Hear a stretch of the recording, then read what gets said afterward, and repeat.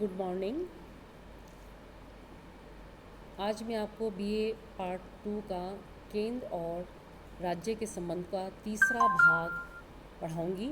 और पहले और दूसरे में हमने प्रशासनिक संबंधी सारी बातों की चर्चा करी थी, और जो हमारा थर्ड पार्ट है वो है फाइनेंशियल, यानी भारतीय संघ में केंद्र राज्य जो वित्तीय संबंध है वो क्या है। तो संघात्मक शासन व्यवस्था में केंद्र और राज्यों की सरकारों के बीच केवल विधायी और प्रशासनिक शक्तियों का विभाजन ही नहीं होता, अपितु वित्तीय स्रोतों का भी बंटवारा होता है। वित्तीय जो सोर्सेज हैं उनके विभाजन को लेकर राज्यों के बीच लंबे समय से मतभेद और तनाव उत्पन्न होना स्वाभाविक है, होते रहे हैं, और हालांकि इनके विवादों का निपटारा भी किया जाता रहा है। केंद्र राज्य वित्तीय संबंध क्या है, इसके संविधान में क्या प्रावधान दिए गए हैं, तो इसको हम कुछ पॉइंट्स के माध्यम से समझेंगे। तो केंद्र और राज्यों के मध्य राजस्व के जो साधन हैं उनके विभाजन के उद्देश्य 3 हैं। एक है कार्यक्षमता, दूसरा है पर्याप्तता और तीसरा है उपयुक्तता। कार्यक्षमता, पर्याप्तता और उपयुक्तता, ये इसके 3 हैं।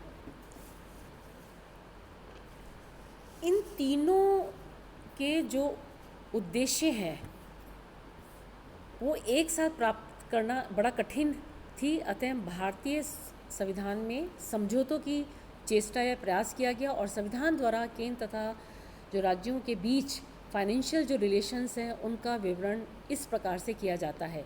इसको हम स्टेप बाय स्टेप पूरा बच्चों समझने का प्रयास करेंगे, और हम इसको एक बार पढ़ेंगे, फिर दोबारा आप वीडियो देखिए, तब आपको धीरे धीरे फाइनेंशियल जो रिलेशंस हैं सेंटर और स्टेट गवर्नमेंट के बीच में वो आपको समझ में आएंगे। पहला है कर निर्धारण, शक्ति का वितरण और करों से प्राप्त आय का विभाजन। ये बड़ा महत्वपूर्ण है कि संघ के प्रमुख राजस्व स्रोत इस भूमि को छोड़कर अन्य संपत्ति पर संपदा शुल्क, विदेश ऋण, रेल, रिजर्व बैंक, इसमें शेयर बाजार आदि, इन सभी को इसमें शामिल किया गया है। संघ द्वारा आरोपित तथा संग्रहित और विनियोजित किए जाने में शुल्कों के कुछ उदाहरण भी दिए गए हैं, जिसमें मादक द्रव्य पर कर, शौक श्रृंगार की चीज़ों पर उत्पादन शुल्क, नोट, हुंडियाँ, चेक आदि भी इनको इसमें शामिल किया गया है।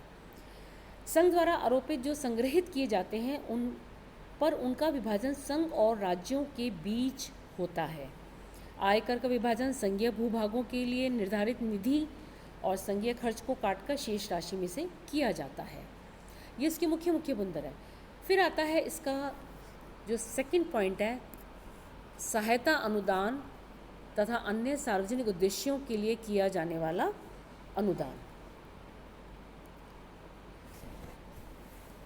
संविधान के अंतर्गत केंद्र राज्यों को 4 तरह के सहायता अनुदान प्राप्त करने की व्यवस्था करता है।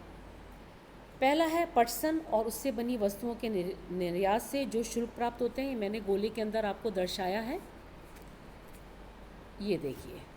उसके बाद आता है बाढ़, भूकंप, सूखाग्रस्त क्षेत्रों में पीड़ितों की सहायता के लिए केंद्र सरकार राज्य सरकारों को अनुदान दे सकती है।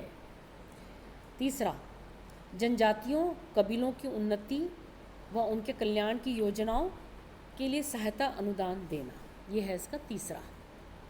चौथा आता है राज्यों की आर्थिक कठिनाइयों में से उबारने के लिए केंद्र राज्यों को वित्तीय सहायता भी प्रदान कर सकती है। तो इस प्रकार से संविधान के अंतर्गत 4 तरह के सहायक अनुदान प्रदान करने की व्यवस्था की गई है। संघ राज्य संबंध में अब हम जब वित्तीय संबंधों की बात करेंगे तो इसमें तीसरा जो मुख्य बिंदु आता है वो है ऋण लेने संबंधी उपबंध। संविधान केंद्र को अधिकार देता है कि वह अपनी संचित निधि की साख पर राज्यों को भी अनुदान दे, परंतु वे विदेशों से उधार नहीं ले सकते।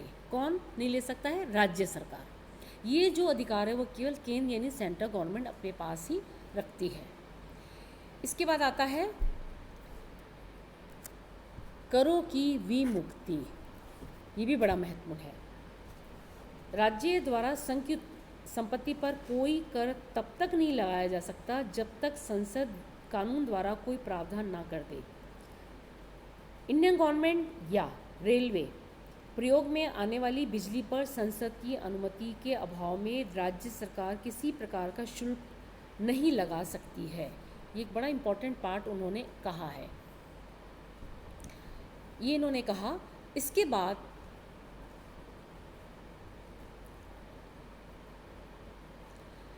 भारत के नियंत्रक और महालेखा परीक्षक द्वारा नियंत्रण, इसकी नियुक्ति केंद्रीय मंत्रिमंडल के परामर्श से राष्ट्रपति करता है और इसके माध्यम से ही भारतीय संसद राज्यों की आय पर नियंत्रण स्थापित करती है। नेक्स्ट पॉइंट आता है विकास वित्तीय संकट काल। वित्तीय संकट काल घोषणा की स्थिति में राज्यों की आय सीमा राज्य सूची में जो चर्चित करों तक ही सीमित रहती है और इस काल में राष्ट्रपति को संविधान के उन सभी प्रावधानों को स्थगित करने का अधिकार है जो सहायता अनुदान अथवा संघ के करों की आय बांटने से संबंधित रहती है।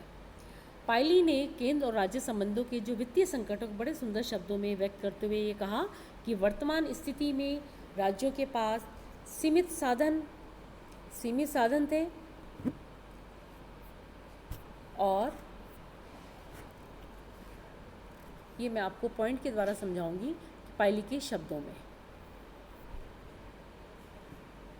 वर्तमान स्थिति में राज्यों के पास सीमित साधन है और अपनी अधिकांश विकास योजनाओं के लिए उन्हें केंद्र की सहायता की आवश्यकता रहती है। इसलिए उन्हें केंद्र का जो लीडरशिप है या नेतृत्व है वो स्वीकार करना पड़ता है। कभी कभी केंद्र के आदेशों के आगे भी झुकना पड़ता है। तो इस प्रकार से जो केंद्र राज्य संबंध है उसके जो पहला पार्ट, सेकंड पार्ट और तीसरा पार्ट वो हमने समझाने की कोशिश करी है, जिसमें हमने पहले पार्ट के अंतर्गत विधायी संबंध, प्रशासनिक संबंध और वित्तीय संबंध, इन तीनों संबंधों के माध्यम से हमने केंद्र और राज्य के संबंधों को पढ़ा है।